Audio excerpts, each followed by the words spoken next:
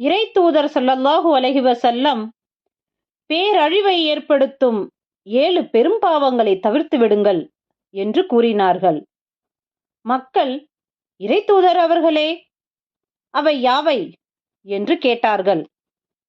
இறை தூதர் ஸல்லல்லாஹு அலைஹி வஸல்லம், இறைவனுக்கு இணை கற்பிப்பது, சூனியம் செய்வது, முறையின்றி கொல்லக்கூடாதென இறைவன் புனிதப்படுத்திய உயிரை கொல்வது, வட்டியை புசிப்பது, அனாதைகளின் செல்வத்தை உண்பது, போரின் போது புறமுதுகிட்டு ஓடுவது, இறை நம்பிக்கை கொண்ட அப்பாவிகளான பத்தினி பெண்களின் மீது அவதூறு கூறுவது ஆகியவையே அந்த பெரும் பாவங்கள் என்று கூறினார்கள் என அபூ ஹுரைரா ரலியல்லாஹு அன்ஹு அறிவித்தார்.